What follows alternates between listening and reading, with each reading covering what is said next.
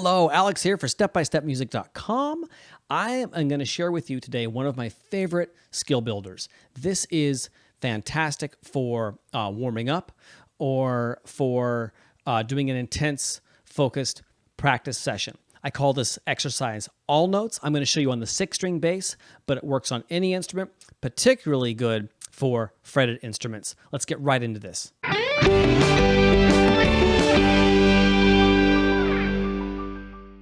The all notes exercise. This is, as I said, one of my favorites. It builds a lot of different skills. We're going to build the skill of learning notes in the fretboard. We're going to build the skill of breaking outside our normal pattern habits. So I'm sure you know the major scale, but you might only know it as a specific pattern. We're going to force ourselves to break outside of that, use our notes, and just find an excuse to play a series of notes that we don't normally play or in a way that we don't normally play them. The concept is we are going to play all of the notes, so it's very cleverly named all notes, of something within a given range. The something we're going to play today is C major. So C major scale, or the notes from the key of C, however you want to think about that. And the range I'm going to choose for us is frets 0 through 4.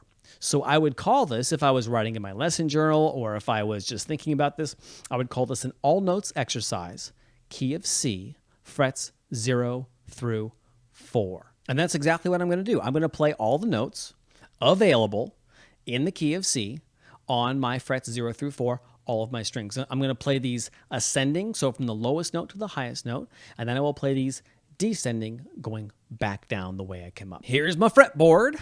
So again, 6-string bass today, going B string through C string. What I want to do is I want to play all of the notes in C in this range. I've chosen 0 through 4, meaning that I'm not going to play on the 5th fret, and I am going to go ahead and use my open string. So that would be the 0 through 4. I could play this. I could choose a different range. I could pick frets 2 through 7.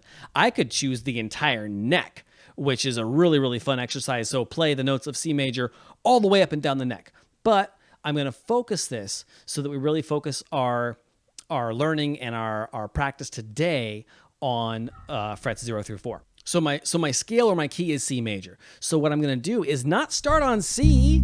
I want to play all the notes without the bias of the 1, without starting on the 1. If you always start on the 1, that's all you'll be able to ever do is start on the 1. So I'm going to say, what is the lowest note on my instrument that's available in the key of C or in the C major scale? And it turns out on this instrument today, I have a low B. So I'm going to play that. I'm going to play all the notes available, right? Not just a C major scale, but every single note. So there's my B. Okay, I'm going to go on to play the 1st fret of my B string. That's going to be a C. Okay, so I'm ascending through my various notes available. D is my next note. Now, if I go to my 4th fret, that's a D sharp or an E flat. I don't have a D sharp or an E flat in my key of C, so I'm not going to use it. How about that? What do you think of that? Key of C, B, C, D. My next note available is E. And I have not included the 5th fret in my range. Remember, we have to pick a range. We have to pick a scale and a range. My range is 0 through 4. So 5th fret's out. It's off limits for me. I'm not going to use the 5th fret, which means I'm going to have to get my E on the open E string. Okay, great. I'm on the open E string. Let's keep going. I'm going to play an F and then a G. Okay, I'm out of notes. I don't have a G sharp, A flat in my key of C. I'm going to go to my open A. Then I have a B and a C. And again, I'm out of notes. My next note on that 4th fret, that's going to be a C sharp. Not in my key. Not going to play it unless it's in my key. So here's my C. Open D, E, F, open G. I'm going to change positions here just a little bit, which will depend on what instrument you're playing. Or what position you choose. So open G, A, B, open C, D, E. Now I do have an F right here. I could include that if I wanted to, but I said I was only going to go up to the first 4 frets, so that's fine. I'll leave it there. So I've played all notes in the key of C available on my first 4 frets, including open strings. That's what I set out to do, and by golly, I've done it. Good for me. Now I'm going to go back down. So I got my E, D, C, B, A, G. Say the notes with me. F, E, extra challenge. D, C, B, A, G, F. Open E and D and C and B. That is a low B. That's it. That's the exercise. That's what we're looking to do today. I'm going to do it one more time with some drums on. When you first start doing an exercise, especially if it's hard for you, go slowly. I don't want you to rush through this and see how fast you can do this. I want to see how well you can do this, how cleanly you can do this. Okay, let's get some drums going. And I've got kind of a fast beat here. I'm at about 120. So I'm going to use half notes, meaning every 2 beats, I'm going to play a note. 1, 2, 3, 4, B, C, D, E, F, G, A, B, C, D, E, F, G, A, B, C, D, E, back down, D, C. And on we go. Down to C and B. Down to F, open E.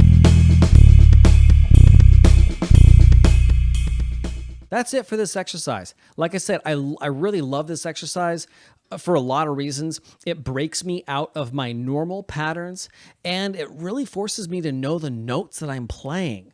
And so sometimes we feel like we know something, we think that we're really solid in a topic or in an area of the fretboard, and then we ask ourselves to do something in a little bit different way, and we're like, oh my God, I can't do it, it's too hard. So if you find yourself feeling that way, that's good.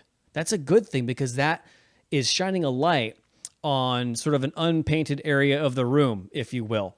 You're like, yeah, I thought the room was painted and it looked really good, but then someone turned the lights on and ruined my whole paint job, because now I see there's some stuff missing and we got to go back with the detail brush. And I don't know why the painting analogy, but let's just run with it, shall we? If you are exposing areas in your practice routine that are difficult for you to do, if you thought you knew how to do something and now it's hard, that's great. That just tells us where the work needs to be going in. Remember, redesign this for your own needs. Maybe you're trying to learn keys with lots of sharps and you go, I'm going to do this with the key of F sharp.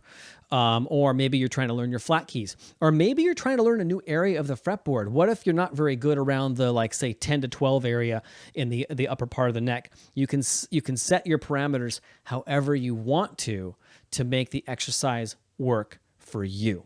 As always, if you want to reach out to me, you can use the comment section or visit me at stepbystepmusic.com. My name's Alex. Thank you for watching, and I'll see you in the next lesson.